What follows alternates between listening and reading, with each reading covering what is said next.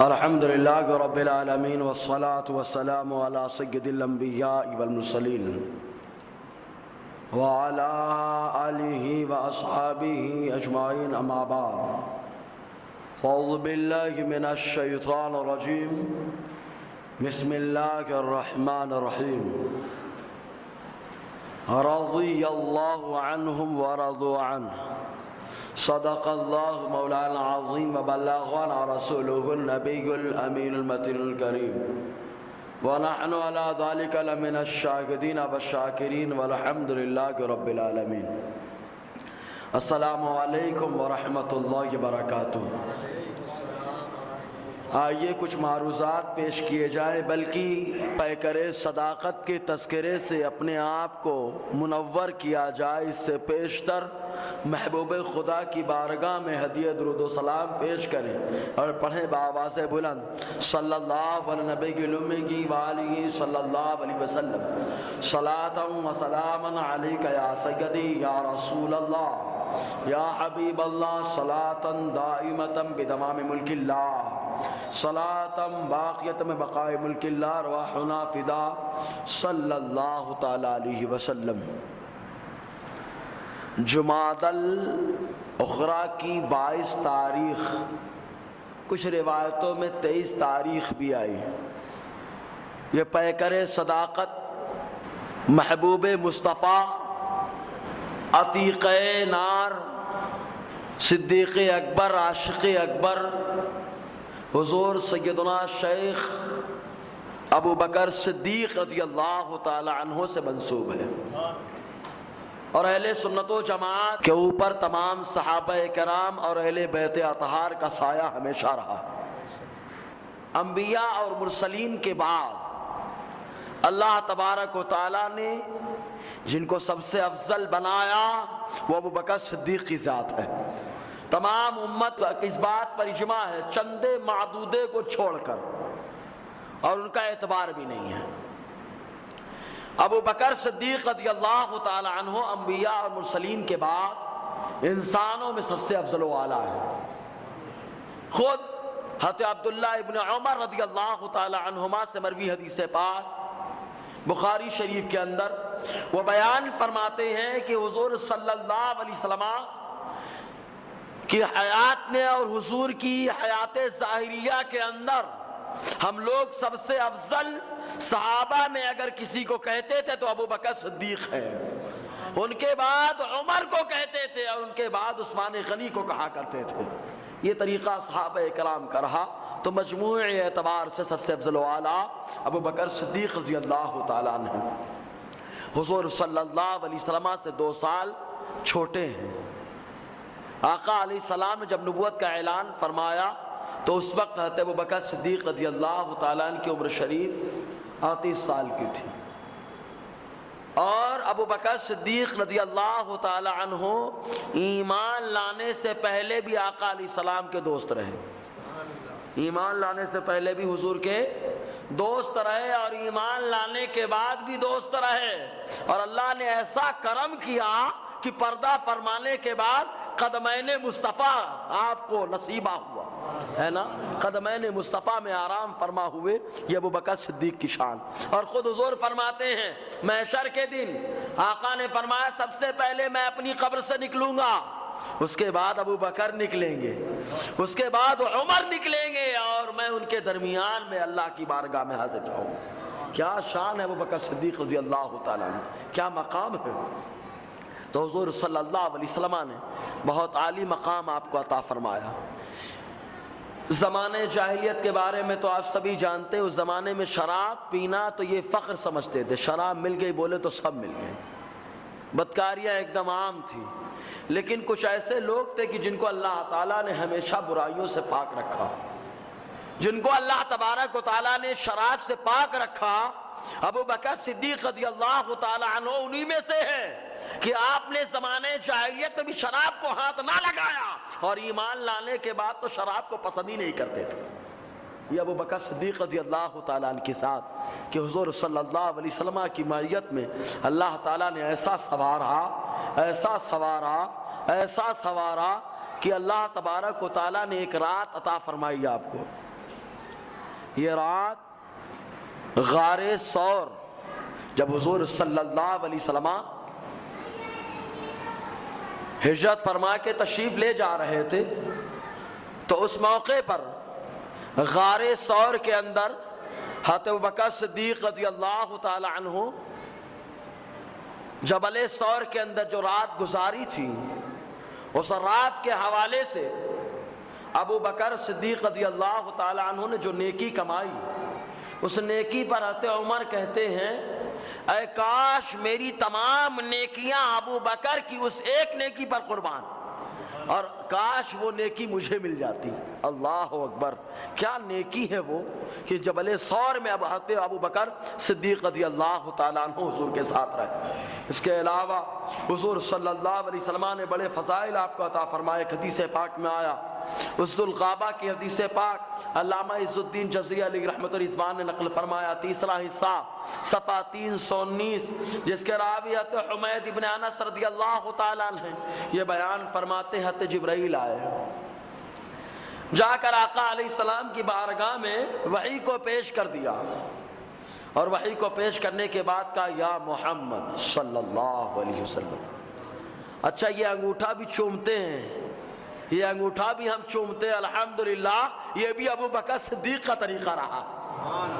مسند الفردوس کے اندر علامہ دیلمی علیہ رحمۃ الرضوان نے نقل فرمایا کہ اذان کا اہتمام جب ہوا تو سب سے پہلے حضور کا نام سن کر جنہوں نے اپنے انگوٹھے کو ہونٹ پہ رکھا اور رکھنے کے بعد آنکھوں سے لگایا، وہ ابو بکر صدیق کی ذات ہے.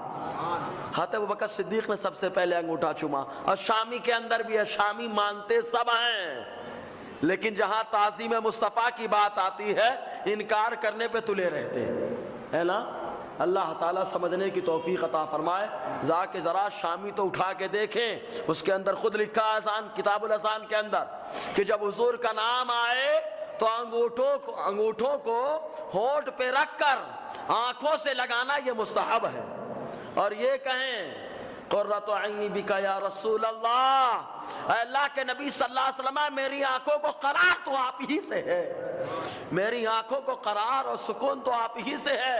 اور اس کے بعد یوں کہیں اللہم متعنی بالسمع والبصر، اے اللہ تیرے محبوب کے نام پر ہم نے اپنے انگوٹھوں کو ہونٹ پہ لگایا اور آنکھوں سے چھوایا، تو اے اللہ میری بصارت اور سماعت میں اضافہ فرما دے. ہے نا، یہ تو دعا کرتے ہیں ہم. یہ شامی کے اندر ہے، لیکن نہ جانے کون سی شام میں پڑے ہیں، نہ جانے کون سی شام میں پڑے کہ شامی کو بھی ماننے کے لیے تیار نہیں، کاروبار کی بات آئی تو چھپانے کے لیے تیار ہے اور چھپانے کے لیے بھی تیار ہے. اللہ تعالیٰ سمجھنے کی توفیق عطا فرمائے. تو وحی لے کر آئے حضرت جبرائیل علیہ السلام حضور صلی اللہ علیہ وسلم کی بارگاہ میں، تو کہا یا محمد، حضور کا نام لینا،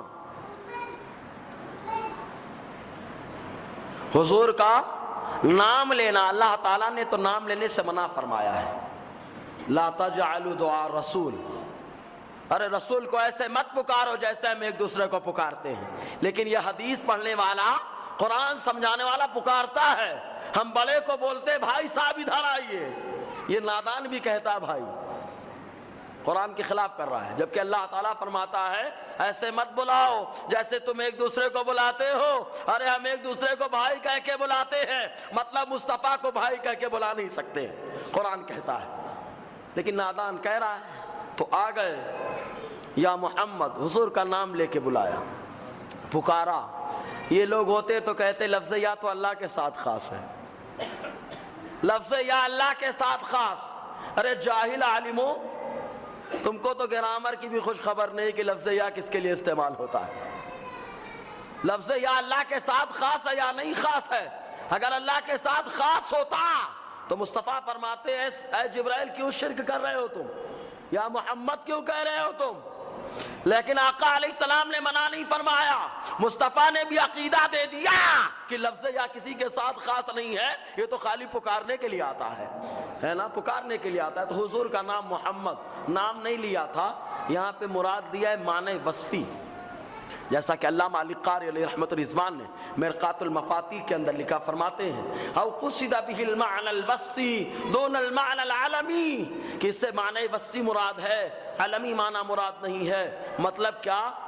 ایک مثال کے طور پر ایک آدمی ہے جو لوگوں کی مدد کرتا ہے، تو مدد کرنے والے آدمی کو عربی میں کہا جاتا ہے معین یا ناصر، دونوں کا معنی ہے، دونوں لفظ استعمال کر سکتے ہیں۔ مدد کرنے والا معین ہوتا ہے یا کیا ہوتا ہے؟ ناصر۔ اب اتفاق سے وہ مدد بھی لوگوں کی کرتا تھا، اس کا نام بھی رکھا گیا ناصر، اس کا نام بھی رکھ دیا گیا معین۔ تو نام جو رکھا گیا تو یہ علم ہو گیا، لیکن اس کی خوبی کیا ہے؟ وہ لوگوں کی پہلے سے مدد کرتا ہے۔ تو حضور صلی اللہ علیہ وسلم کا نام تو محمد ہے، لیکن اللہ تعالیٰ نے ایسا بنایا کہ اول و آخر تمام مخلوق آپ کی تعریف کرتی ہوئی نظر آتی ہے۔ تو محمد کے معنی ہوتا ہے تعریف کیا ہوا۔ تو کہتے ہیں جبرائیل یا محمد، اے وہ ذات جس کی خوب تعریف کی جاتی ہے، اے وہ ذات جس کی خوب تعریف کی جائے، خامیاں ذرا بھی پاس نہ آئے۔ محمد کہا ان اللہ یقرأ علیک السلام، اللہ تعالیٰ آپ کو سلام کہتا ہے۔ اے دیوانوں خوش ہو جاؤ، مصطفیٰ کی بارگاہ میں سلام پیش کروانا، مصطفیٰ کی بارگاہ میں سلام کہلانا، یہ تو اللہ تعالیٰ کی سنت مبارکہ ہے۔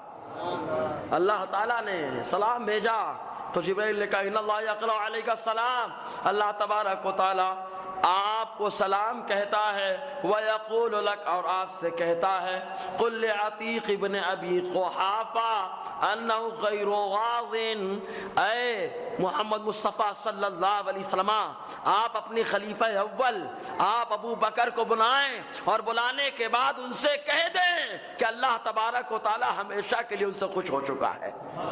اللہ تعالیٰ ان سے خوش ہو چکا ہے جس سے رب راضی۔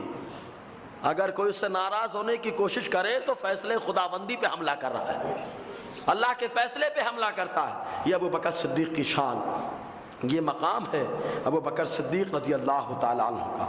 اسی طریقے سے ابو بکر صدیق رضی اللہ تعالیٰ عنہ کے مقام کو بیان کرتے ہوئے علامہ عز الدین جزری علیہ رحمہ لکھتے ہیں اسد الغابہ میں، تیسرا حصہ صفحہ 317، فرماتے ہیں وَشَهِدَ أَبُو بَكْرٍ بَدْرًا وَأُحَدًا وَالْخَنْدَقَ وَالْحُدَيْبِيَّةَ وَالْمَشَاهِدَ كُلَّهَا مَعَ رَسُولِ اللَّهِ صلی اللہ علیہ وسلم۔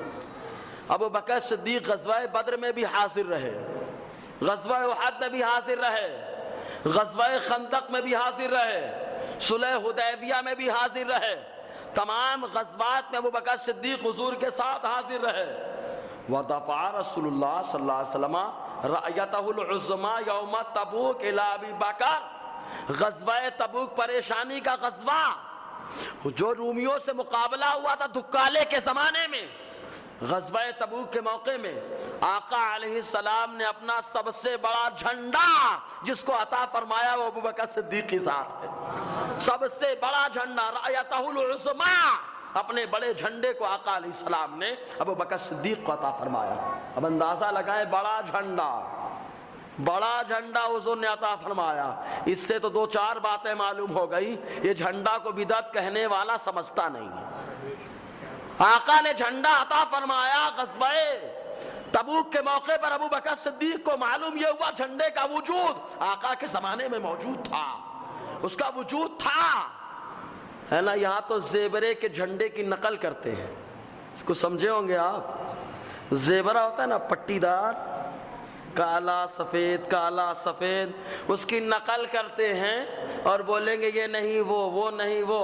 ارے ہم دیوانوں کو دیکھو، ہم جانور کی نقل نہیں کرتے ہیں، ہم تو افضل البشر کی سنت کی نقل کرتے ہیں، آقا علیہ السلام کے طریقے پہ چلنے کی کوشش کرتے ہیں۔ بہرحال تو سب سے بڑا جھنڈا حضور نے انہیں عطا فرمایا، اور عطا فرمانے کے بعد وَكَانَ السَّوْدَاء، اور وہ جھنڈا بالکل بلیک تھا، کالا تھا، پٹی سفید نہیں تھی، سمجھنا، ہاں کالی سفید بتا دینا ہمارے پاس ہے، تمہارے پاس کہاں سے آئے گا؟ حضور کا جھنڈا بالکل کالا تھا، کیا تھا؟ کالا تھا۔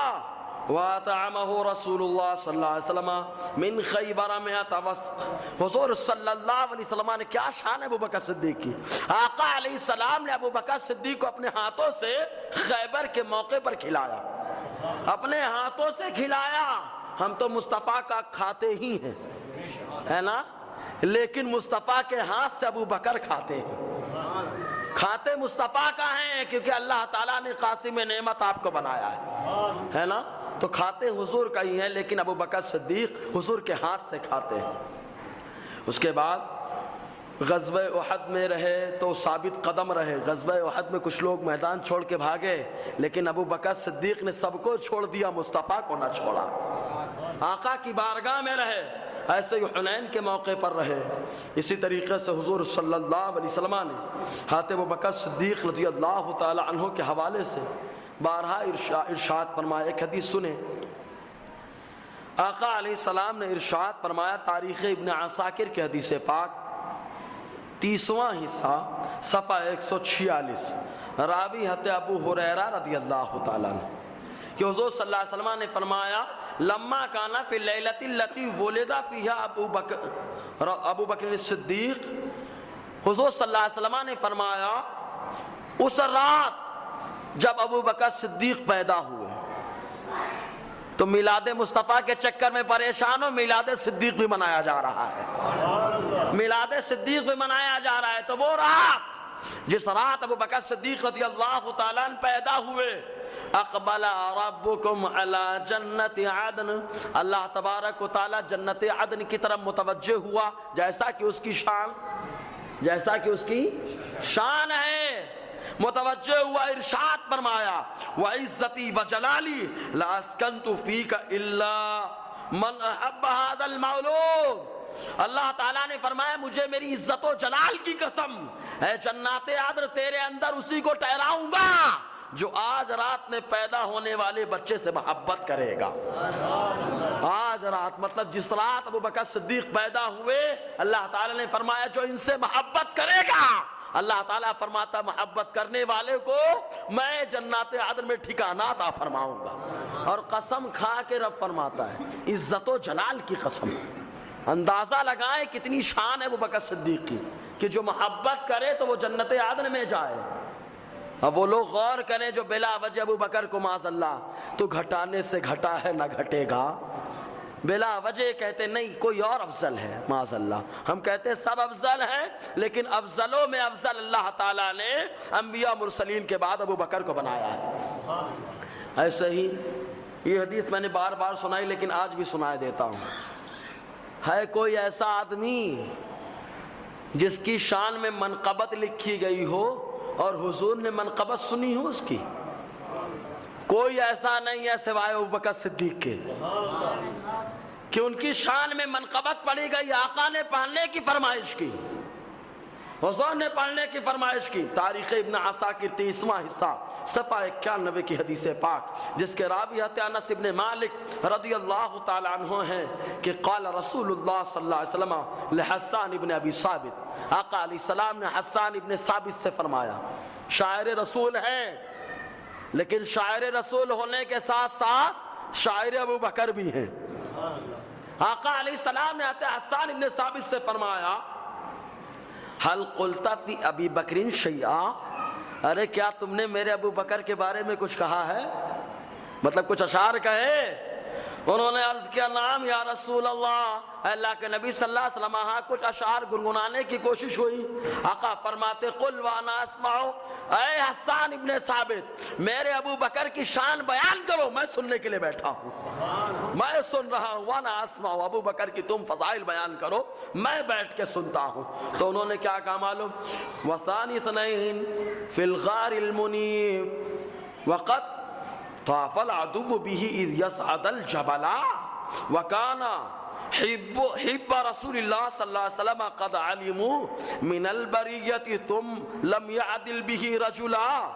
دو شعر انہوں نے کہے, دونوں شعر کا مطلب یہ ہے, انہوں نے کہا بلند غار میں دو میں کے دوسرے ہیں, غار ثور بلند غار, اور یاد رکھے غار ثور میں جب آقا علیہ السلام تشریف لے جا رہے تھے تو ابو بکر صدیق نے حضور کو اپنے پیٹھ پر بٹھایا تھا.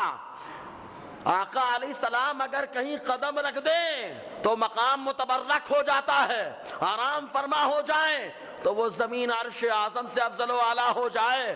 اندازہ لگائیں ابو بکر کہ پشت انور پہ مصطفیٰ سوار ہوئے، اس پشت کا مقام کیا ہوگا، اس پیٹھ کا مقام، اس کی شان کیا ہوگی۔ تو انہوں نے کہا ثانی اثنین فی الغار المنیف وقد، ارے بلند غار میں دو میں کے دوسرے، دو کون؟ ایک تو میرے محبوب خدا صلی اللہ علیہ وسلم، آقا علیہ السلام کی ذات، محبوب خدا کی ذات، دوسرے محبوب مصطفیٰ کی ذات، یعنی ابو بکر صدیق کی ذات، مصطفیٰ اور غلام مصطفیٰ، ابو بکر صدیق اور آقائے امت، غلام مصطفیٰ اور آقائے امت حضرت ابو بکر صدیق۔ تو کہتے ہیں غار میں دوسرے تھے وہ، کیونکہ پہلے تو ہو نہیں سکتے نا، پہلے تو آقا علیہ السلام ہے، اول تو مصطفیٰ، اس لیے دوسرے ہیں وہ۔ کام وَقَدْ طَافَ عَدُوُّ بِهِ اِذْ يَصْعَدُ الْجَبَلَ، ارے جب کہ دشمن پہاڑ پہ چڑھ کر گھیر لیے تھے، دشمن ایسے چڑھ گئے تھے، کفار مکہ ایسے چڑھے کہ اوپر تھے۔ آتے ابو بکر صدیق نے حضور کی بارگاہ میں عرض کیا، حضور اگر یہ اپنے پیر کو دیکھ لے تو ہم کو دیکھ لیں گے، اگر پیر پہ نظر دوڑائیں گے تو ہم کو دیکھ لیں گے۔ آقا نے فرمایا کیوں گھبراتے ہو ابو بکر، لا تحزن ان اللہ معنا، غم مت کرو، اللہ تعالی ہمارے ساتھ ہے، اللہ تعالی ہمارے ساتھ۔ اور حضور کہہ دے تو فائنل آقا نے فرمایا۔ اس کے بعد جانتے کیا کہتے ہیں، وَكَانَ حِبَّ معنی محبوب، حب رسول اللہ قد علموا، لوگوں کو معلوم ہے کہ محبوب خدا ہیں، کیا ہیں؟ محبوب رسول خدا ہیں، لوگوں کو معلوم ہے۔ من البریۃ لم یعدل بہ رجلا، اللہ کی مخلوق میں کوئی ان کے جیسا ہوا ہی نہیں، ہے نا، کوئی ان کے جیسا نہیں ہوا۔ آقا نے جب یہ سنا تو سننے کے بعد جملہ کیا، طریقہ کیا رہتا حضور کا، سنیں۔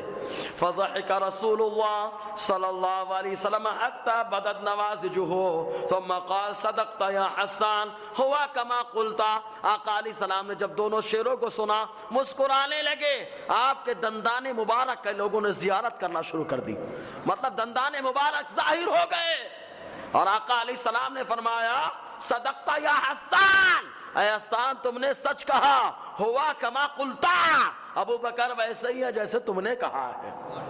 تو حضور نے دستخط کر دی، تصدیق کر دی، بتا دیا کہ تم نے کہا کہ مخلوق میں کوئی ان کے جیسا نہ ہوا، تو تم نے جیسا کہا ویسے ہی ہے وہ۔ یہ شان ابو بکر صدیق رضی اللہ تعالی عنہ کی۔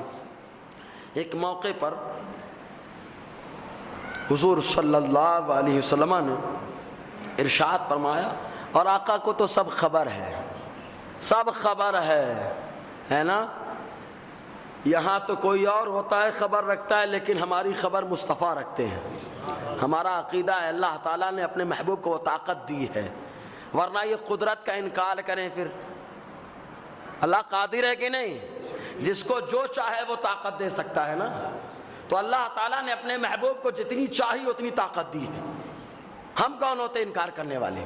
اگر کوئی انکار کرتا ہے تو اس کو حدیث پیش کرنی پڑے گی، سمجھے گے نہیں؟ آپ بہت دن حوالے مانگ لیے، تو آپ بھی مانگنا، حدیث بتاؤ کہ حضور نہیں سنتے، ٹھیک ہے نا، حضور نہیں سنتے، اس پہ کیا بتاؤ، حدیث بتاؤ، ورنہ اللہ تعالیٰ تو اپنے محبوب کے غلاموں کو اور اپنے ولیوں کے بارے میں فرماتا ہے میں ان کی کان بن گیا۔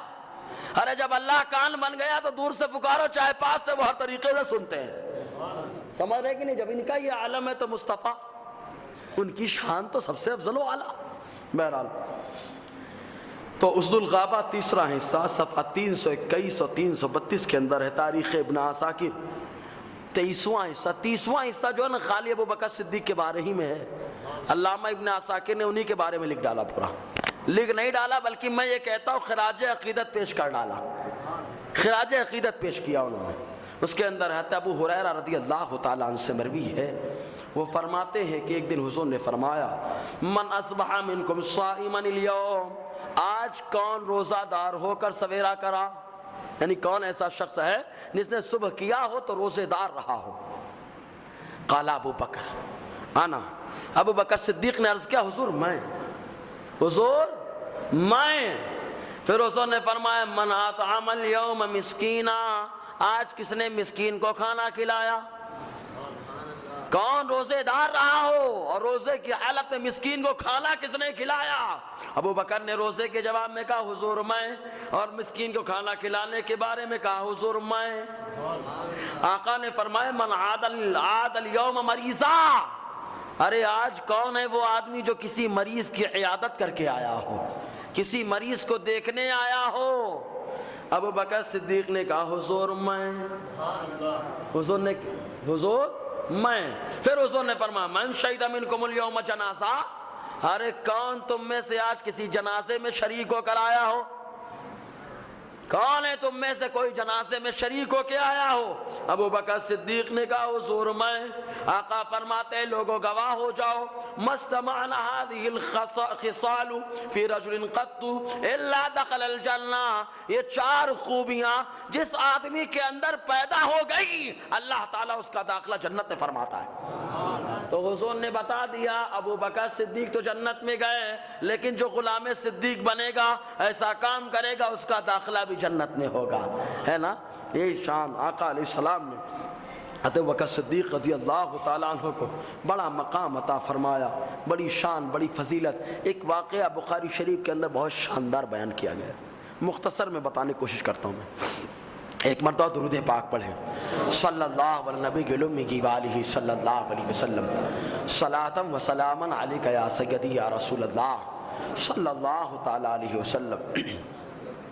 حضور صلی اللہ علیہ وسلم کی بارگاہ میں مہمان بہت آتے تھے، اور بڑے خوش نصیب ہوتے وہ مہمان جو محبوب خدا کی بارگاہ میں، بڑے خوش نصیب ہوتے۔ ارے قبر کا دیکھنے والا، روضے کو دیکھنے والا، اللہ تعالیٰ اس کو شفاعت عطا کرے گا مصطفیٰ کی۔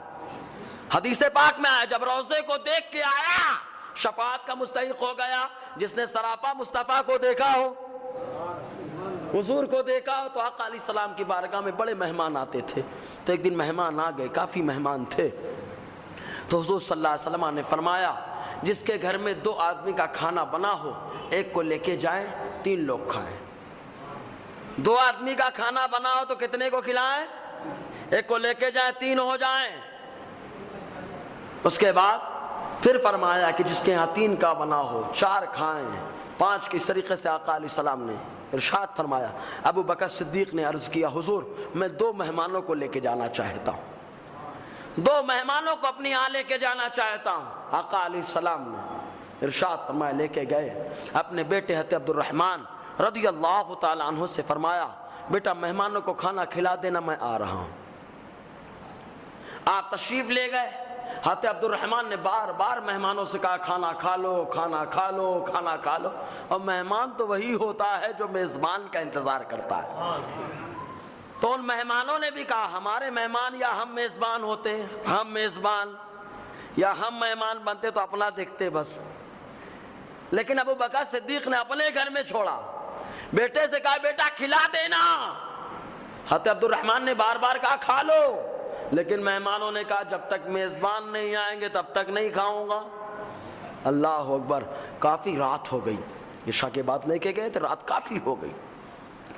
اس کے بعد حضرت ابو بکر صدیق تشریف لائے، آنے کے بعد حضرت عبد الرحمن ابن عوف سے فرمایا مہمانوں نے کھانا کھا لیا؟ تو کہا نہیں حضور، والد ہے لیکن حضور سے نہیں۔ تو ابو بکر صدیق نے ارشاد فرمایا خدا کی قسم میں کھانا ہی نہیں کھاؤں گا، یا سیدی، سیدی کا لفظ استعمال کیا انہوں نے، حضور۔ تو ابو بکر صدیق نے ارشاد فرمایا خدا کی قسم میں کھانا ہی نہیں کھاؤں گا۔ لو ہم ناراض ہو تو بولے کھانا اچھا نہیں بنا اس لیے نہیں کھاؤں گا، ہے نا؟ ان سے ان سے مہمان کو نہیں کھلایا اب تک اس لیے نہیں کھانا کھاؤں گا۔ اللہ اکبر، مہمان نہیں کھایا کھانا۔ اللہ تبارک و تعالیٰ ایسی غلامی ہمیں کرنے کی توفیق عطا فرمائے، ابو بکر صدیق کی غلامی قبول فرما لے ہماری، ہے نا؟ تو ابو بکر صدیق رضی اللہ تعالیٰ عنہ نے کہا نہیں کھانا نہیں کھاؤں گا میں، قسم کھا لی انہوں نے۔ قسم کھانے کے بعد پھر مہمانوں کو زبردستی حضرت عبد الرحمن نے کھلانے کے لیے دسترخوان پہ بٹھایا، ایک پلیٹ میں کھانا پیش کیا۔ اللہ، ایک پلیٹ میں اچھا کھانا کتنا کھائیں گے یار، 2 لوگ کہ 3 لوگ؟ ہمارے یہاں تو ایک آدمی کے لیے بھی پورا نہیں ہوگا، ہے نا؟ صحیح ہے کہ نہیں؟ بیٹھ گئے دعوت میں تو اب تو پوچھو مت، ہے نا؟ چاہے بھاتی کیوں نہ ہو، سمجھے کہ نہیں آپ؟ بات ہی کیوں نہ، اس میں باقاعدہ فرمائش پیاز لے کے آؤ نا یار، یہ لے خوشی کا کھانا کھا رہا ہے۔ اللہ تعالیٰ سمجھنے کی توفیق دے۔ تو پلیٹ میں کھانا پیش کیا، جیسے ہی کھانا پیش کیا مہمانوں نے کھانا شروع کیا۔ حضرت عبد الرحمن فرماتے ارے ایسا لگ رہا تھا کہ اوپر سے کھانا کھا رہے ہو اور نیچے سے کھانا نکل رہا ہو، نیچے سے کھانا نکل رہا ہو۔ کھانا ختم ہونے کا نام نہیں لے رہا تھا، کھانا ختم ہونے کا نام نہیں لے رہا تھا۔ کھانے کو بھی معلوم ہے یہ محبوب رسول خدا کا در ہے، ان کے مہمان ہیں۔ کھانا نیچے سے نکلتا چلا جا رہا ہے، نکل رہا تھا کھانا۔ آتے ابو بکر نے دیکھا تو پہلے قسم کھائی تھی کہ اب نہیں کھاؤں گا، تو کیا کہتے ہیں بخدا اس برکت والے کھانے کو میں ضرور کھاؤں گا۔ کھانے کو کھایا، کھانے کے بعد ختم نہیں ہوا، ختم نہیں ہوا وہ کھانا، سویرے آقا کی بارگاہ میں پیش کیا گیا۔ حضور صلی اللہ علیہ وسلم نے بھی اس سے تناول فرمایا ہے نا وہ کھانا۔ اچھا کئی مسئلے اس سے نکلتے ہیں۔ پہلا مسئلہ یہ دیکھیں آپ، اخلاص اگر دمدار ہو تو کھانے میں بھی دم آ جاتا ہے۔ شادیوں میں ڈرتے زیادہ ہیں ہم لوگ، ارے اتنا لمبا کھانا کیا ہوگا، ارے چھوڑ دو خدا کے بھروسے، اللہ تعالیٰ پورا کرنے والا ہے، ہم کون ہوتے پورا کرنے والے یار؟ رزاق اللہ تبارک و تعالیٰ ہے۔ اخلاص دمدار تھا، کھانا دمدار ہو گیا، اور اتنا دمدار کھانا ہو گیا کہ آقا علیہ السلام نے بھی اس سے تناول فرما لیا۔ اچھا ایک چیز اور معلوم ہوئی بات، پہلے کنہوں نے کھایا؟ مہمانوں نے، پھر کنہوں نے کھایا؟ میزبانوں نے، پھر کنہوں نے کھایا؟ محبوب خدا نے۔ معلوم یہ ہوا کہ رسول اللہ صلی اللہ علیہ وسلم پہلے اپنے غلاموں کو کھلاتے ہیں، پھر اس کے بعد تناول فرماتے ہیں۔ یہ آقا علیہ السلام کی شان۔ اسی طریقے سے حضور صلی اللہ علیہ وسلم نے اور بہت ساری فضیلتیں حضرت ابوبکر صدیق کے بارے میں ارشاد فرمائے۔ ایک حدیث اور سنیں، یہ حدیث پاک اتحاد السادہ کے اندر ہے، 13واں حصہ صفحہ 139، جس کے راوی کثیر الروایہ حضرت ابوبکر صدیق رضی اللہ تعالیٰ نے فرماتے ہیں کہ حضور صلی اللہ علیہ وسلم نے فرمایا عُرِجَ بِهِ إِلَى السَّمَاءِ الدُّنْيَا، معراج پہ تشریف لے گئے۔ اور حضور کو معراج کتنے بار ہوئی؟ بولو نا بھائی کتنے بار ہوئی؟ ہم کنفیوز ہیں، مولانا تم بیان کرتے ہو سنتے ہیں لیکن یاد نہیں رہتا۔ نہیں یاد رکھیں بھائی، اللہ تعالی ہمارے حافظے میں بھی اضافہ فرمائے، آپ کے بھی حافظے میں اضافہ فرما دے۔ معراج جسمانی معراج تو صرف ایک بار ہوئی ہے، جسمانی معراج کتنے بار ہوئی ہے؟ لیکن روحانی معراج مصطفیٰ کی 33 بار ہوئی ہے۔ 33 بار روحانی اعتبار سے آقا معراج پہ تشریف لے گئے، اور جسمانی اعتبار سے ایک بار تشریف لے گئے، ہے نا؟ تو حضور معراج پہ تشریف لے گئے، آسمان دنیا پہ گئے۔ تو جانے کے بعد آقا جب واپس آئے تو آنے کے بعد حضور نے فرمایا ما مررت بسماء الا وجدت فيها اسمی محمد رسول اللہ صلی اللہ علیہ وسلم و ابو بکر صدیق من خلفی۔ آقا معراج سے تشریف لائے تو آقا ارشاد فرماتے میں جس آسمان پہ گیا، کتنے آسمان ہیں؟ 7۔ آقا فرماتے میں جس آسمان سے گزرا تو میں نے لکھا دیکھا کہ میرا نام لکھا ہے محمد رسول اللہ، اور میرے نام کے ساتھ ساتھ یہ بھی لکھا ہوا ابو بکر صدیق من خلفی، کہ ابو بکر صدیق میرے خلیفہ ہیں۔ آسمان پہ لکھ دیا گیا۔ حضور کی حیات کے اندر اللہ تعالیٰ نے پہلے ہی فیصلہ فرما دیا کہ مصطفیٰ کے بعد اگر ان کا کوئی خلیفہ بنے گا تو ابو بکر صدیق کی ذات ہوگی، ہے نا؟ وہی خلیفہ بلا فصل ہے۔ لہٰذا حضور صلی اللہ علیہ وسلم نے ان کو اور بھی بہت سارے مقام اور فضائل عطا فرمائے، تو حضور کے خلیفہ بلا فصل ابو بکر صدیق رضی اللہ تعالیٰ نے۔ ایسے ہی ایک حدیث پاک میں آیا، بہت شاندار حدیث ہے یہ، اور یاد رکھیں حضور کے پردہ فرمانے کے بعد کئی مسئلے درپیش ہوئے تھے۔ پہلا مسئلہ تو ایک لشکر کو حضور نے روانہ کیا تھا، اس کے بارے میں صحابہ کا اختلاف تھا کہ اس کو واپس بلا لیا جائے یا جانے دیا جائے مقابلے کے لیے۔ صحابہ میں اختلاف ہو گیا تھا، کوئی کہہ رہا تھا واپس بلاؤ، کوئی کہہ رہا تھا نہیں جانے دو۔ ابو بکر صدیق نے خطبہ دیا تو خطبے میں ارشاد فرمایا یاد رکھو جس لشکر کو آقا علیہ السلام نے روانہ کیا، ابو قحافہ کا بیٹا کبھی اس کو واپس نہیں بلا سکتا۔ آپ نے اعلان کیا، سارے صحابہ نے تائید کی، ایسا ہی معاملہ درپیش ہوا تھا مرتدوں کا، لوگ بڑے مرتد ہو رہے تھے اس زمانے میں بھی، اور ہر زمانے میں بھی، اس زمانے میں بھی مرتد بہت ہوتے ہیں۔ اور یاد رکھیں مرتد جو رہتے ہیں اسلام لانے کے بعد پھر جاتے ہیں، اسلام لانے کے بعد کافر ہو گئے جان بوجھ کر، مرتد ہے اس کے ساتھ سختی برتی جائے گی، اس کے ساتھ سختی ہے۔ اور جو شروع سے کافر ہے تو اس سے اخلاقیات کا درس دیا جائے گا، شروع سے کافر رہا، فرق سمجھنا۔ آقا علیہ السلام نے مرتدوں کے ساتھ سختی فرمائی، ابو بکر صدیق نے مرتدوں کے ساتھ سختی فرمائی۔ بہت سارے لوگ منکر ہو گئے، کوئی زکوٰۃ کا انکار کر رہا تھا، کوئی مسلمہ کذاب کا دیوانہ ہو گیا، ان کے دیوانے لوگ ہو گئے۔ مسلمہ کذاب جو نبوت کا دعویٰ کر رہا تھا، اس نے دعویٰ کیا اور یہاں بتا دیا کہ آ سکتا ہے، کوئی نیا نبی کیا ہے پیدا ہو سکتا ہے معاذ اللہ۔ تو آتے ابو بکر صدیق رضی اللہ تعالیٰ عنہ نے ایسے موقع پر جب خطبہ دیا تھا تو اس خطبے سے آپ کی مقام صداقت اور آپ کے مقام استقامت کا اندازہ ہوتا ہے کہ لوگوں پہ عجیب کیفیت طاری تھی، لیکن جب آپ نے خطبہ دیا تو خطبہ دینے کے بعد تمام لوگوں کی بے چینی دور ہوئی تھی۔ یہ ابو بکر صدیق رضی اللہ تعالیٰ عنہ کے ساتھ، تو سنیں ان کے خطبے کی کیا شان، یا جو وہ فیصلہ کرتے اس فیصلے کا کیا مقام۔ حضور صلی اللہ علیہ وسلم نے فرمایا، تاریخ ابن عساکر 30واں حصہ صفحہ 130، مستدرک علی الصحیحین 3واں حصہ صفحہ 137، جس کے راوی حضرت معاذ ابن جبل رضی اللہ تعالیٰ عنہ یہ فرماتے ہیں کہ حضور صلی اللہ علیہ وسلم نے فرمایا، ان اللہ عز وجل یکرہ فی السماء ان یخطأ ابو بکر فی الارض، اللہ تعالیٰ نے آسمان پہ ناپسند فرما لیا، اللہ تعالیٰ نے آسمان پہ ناپسند فرما لیا کہ ابو بکر سے زمین پہ کوئی غلطی ہو جائے، ابو بکر سے کوئی زمین پر غلطی ہو جائے یہ اللہ کو پسند نہیں۔ معلوم یہ ہوا ابو بکر جو فیصلہ کریں گے وہی اللہ کو پسند ہے، وہی اللہ تعالیٰ کو پسند ہے۔ یہ شان ابو بکر صدیق رضی اللہ تعالیٰ عنہ کی۔ اور ایک واقعہ میں اکثر بتاتا ہوں اور اس کو بتانا بھی ضروری ہے، بتانا بہت ضروری ہے۔ ضروری کیوں ہے؟ تاکہ ان فراڈیوں کو معلوم ہو جائے جو بولتے کہ جو معجزہ ہوتا ہے وہ دلیل نہیں ہے، جو معجزہ ہے وہ کیا ہے؟ دلیل نہیں۔ بولے حضور نے چاند کے 2 ٹکڑے کر دیا، کہا معجزہ ہے، معجزہ دلیل نہیں ہے۔ سورج کو حضور نے لوٹا دیا، کہا معجزہ ہے، دلیل نہیں ہے۔ معلوم نہیں کون سی کتاب میں پڑھ لیا، اگر دم ہے تو حوالہ پیش کر دیں، سمجھے کہ نہیں؟ آپ ڈائریکٹ بولیں گے معجزہ ہے، معجزہ دلیل نہیں، معلوم نہیں کون سی گرامر لے کے آ گئے۔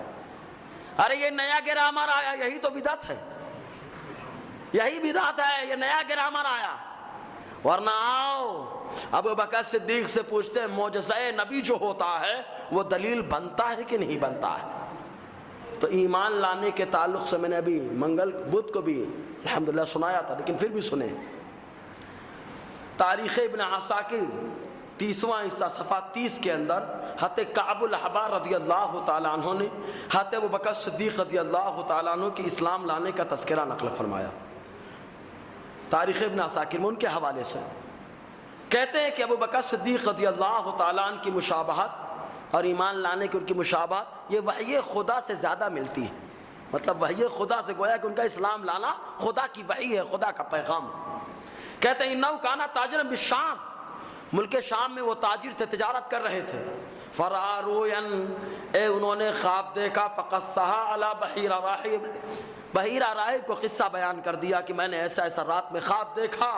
بحیرہ راہب نے کہا من این انت، تم کہاں سے ہو، کہاں سے آئے ہو؟ ابو بکر صدیق نے کہا من مکہ، میں مکہ کا رہنے والا ہوں، مکہ سے آیا۔ کہا کون سے قبیلے سے ہو؟ کہا قریش کے قبیلے سے ہو۔ اس کے بعد پھر اس نے پوچھا قریش میں سے کیا کام تمہارا ہے؟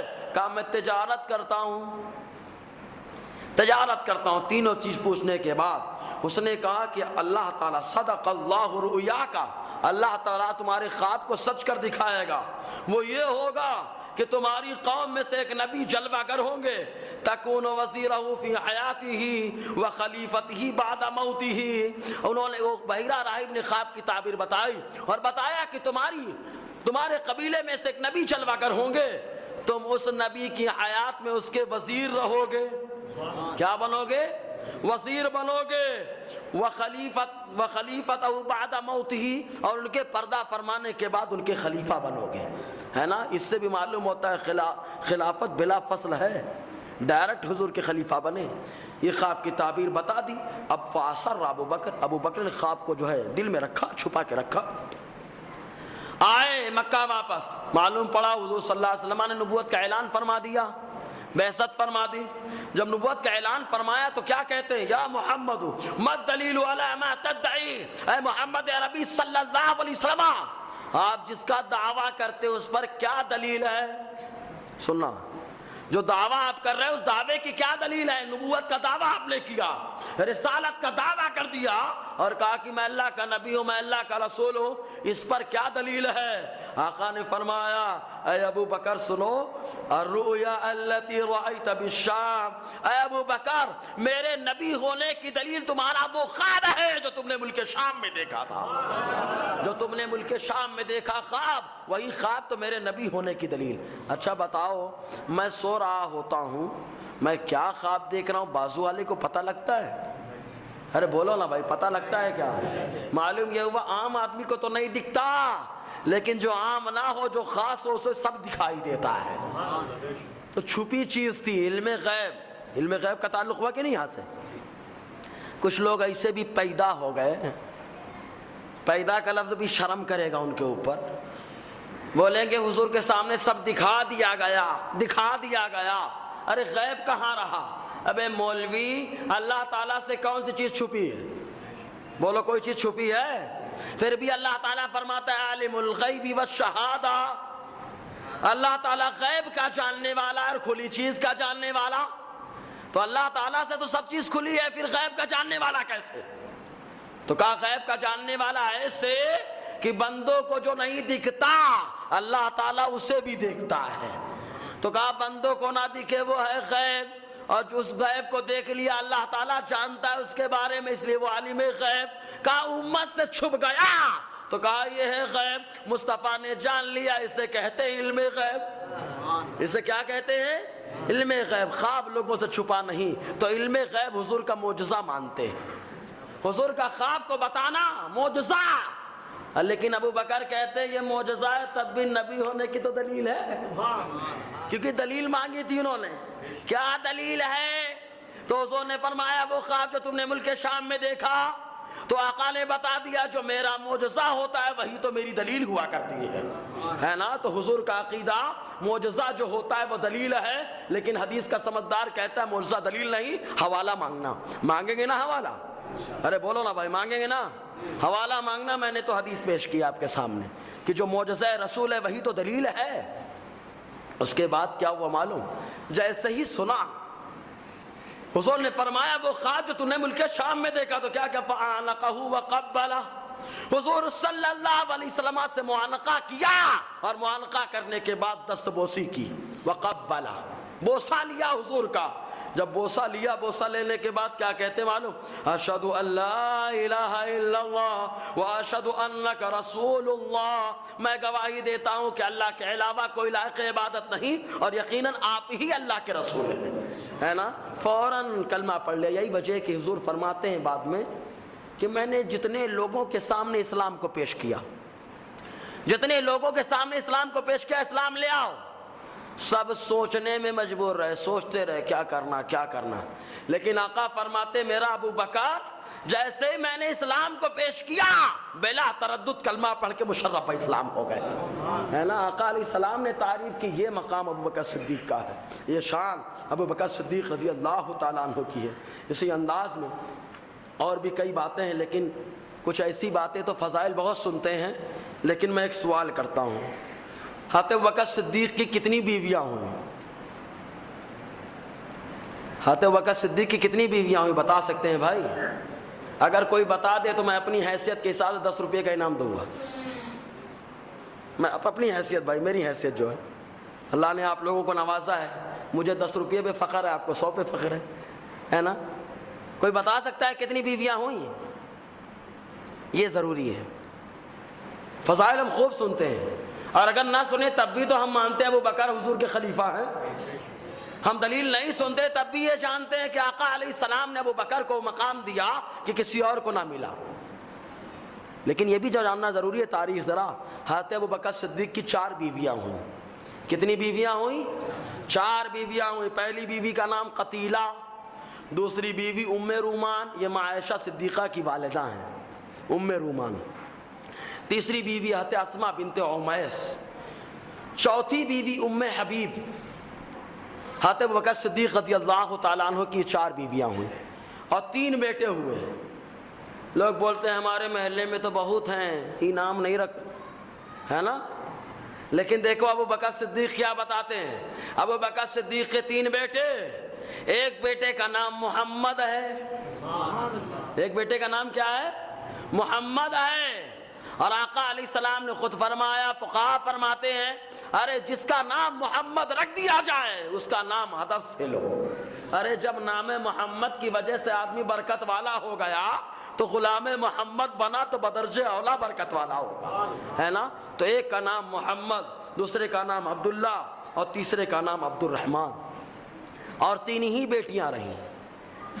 اسماء، حضرت اسماء رضی اللہ تعالی عنہ جو حضرت زبیر ابن عوام کے نکاح میں تھی، اور ایک کا نام ماں عائشہ صدیقہ.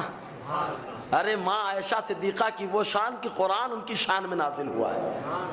لوگوں نے الزام لگا دیا تھا، اللہ تعالیٰ نے ماں عائشہ صدیقہ کی شان کو بتایا ہے نا. یا اندازہ لگائیں ابو بکر صدیق کی بیٹیوں کا کیا مقام ہے. اور تیسری بیٹی ان کا نام ام کلثوم. حضور کی بیٹی کا بھی نام کیا ہے؟ ابو بکر صدیق کی بیٹی کا نام بھی کیا ہے؟ حضرت علی کی بیٹی کا نام بھی کیا ہے؟ لیو. 3 بزرگ ہمارے نبی، ہمارے خلیفہ اول، خلیفہ چاروں، ان کی بیٹیوں کا نام ام کلثوم ایک ساتھ رہا. ہم بولیں گے محلے میں نام نہیں چلے گا. اور نام رکھنے کے چکر میں اتنے خراب نام ہو جاتے ہیں، اللہ خیر کرے. ہمارے ساتھ کچھ مسئلہ پیش آیا، لوگ نام رکھے، ایک نام اور چلا تھا منتشا. کیا مطلب ہے؟ جو نام رکھتا ہے میں اس سے پوچھنا چاہتا ہوں تھوڑا مطلب بتا دو ہم کو. بس کیا مطلب ہے؟ پھوکٹ میں کیوں نام رکھ رہے ہیں آپ؟ منتشا کوئی مطلب نہیں ہوتا اس کا. مطلب کیا ہوتا ہے؟ جسے تو چاہے. کیا جسے تو چاہے؟ کیا چاہے جسے تو؟ ارے جس کے پیچھے پڑ جاتے ہاتھ دھو کے.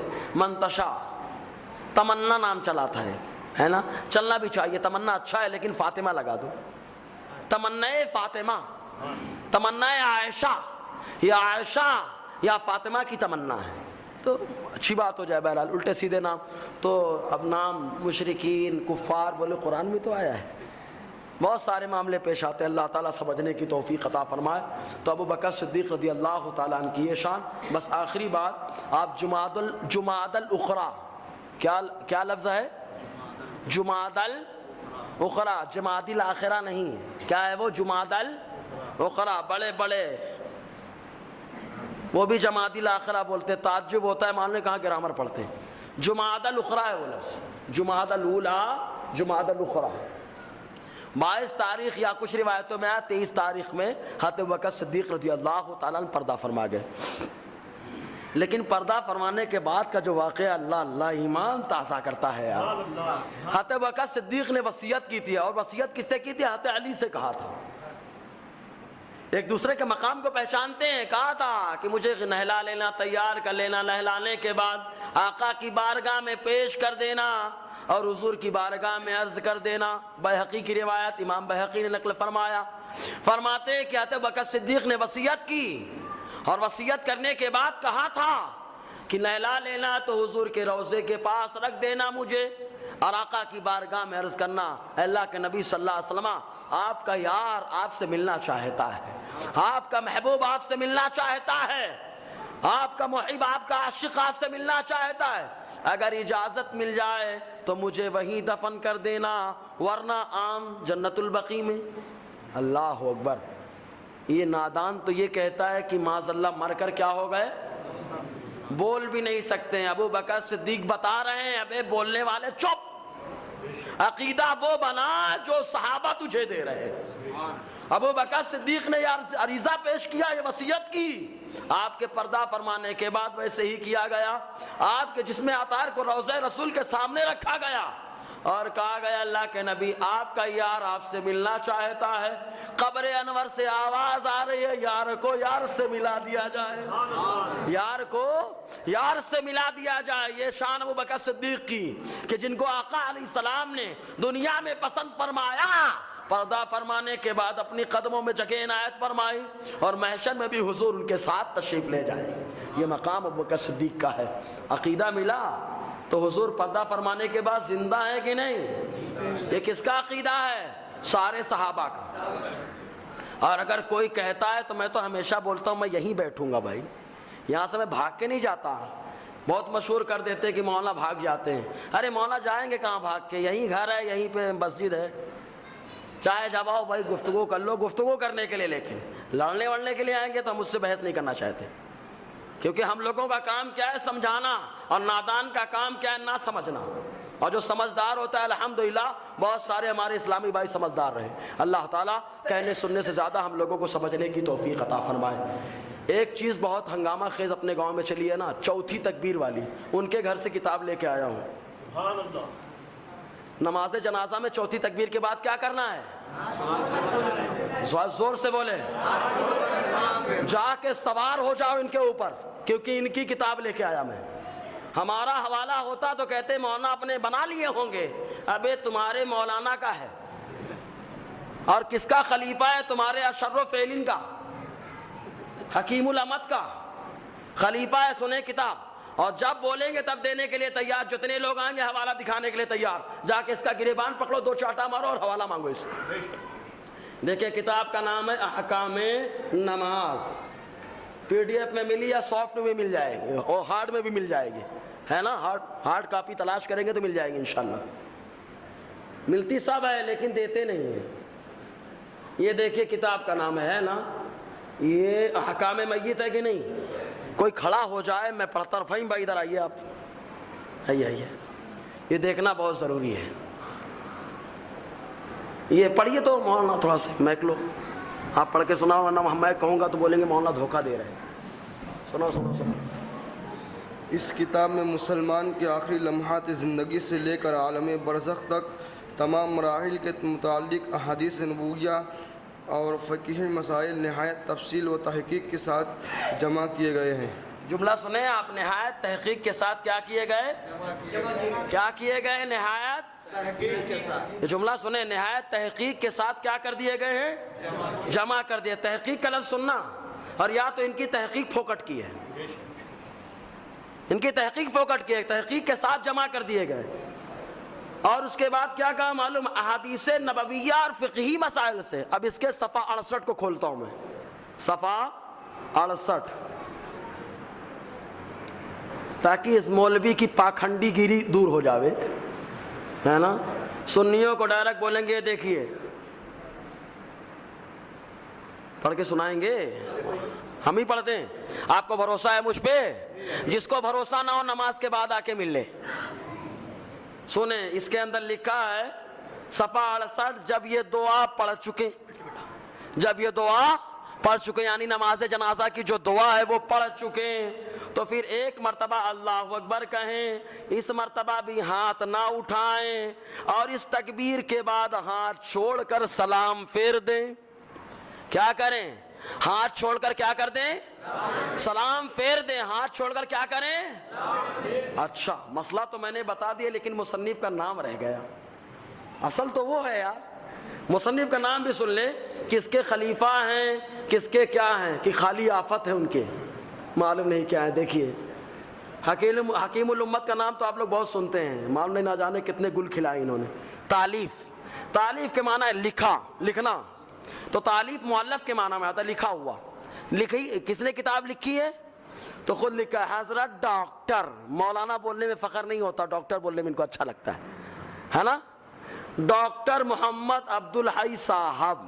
اب آگے عارفی، اب ہم آگے نہیں پڑھیں گے۔ اس کے آگے بھی کیا لکھا ہے؟ خلیفہ مجاز حکیم الامت حضرت مولانا اشرف علی صاحب۔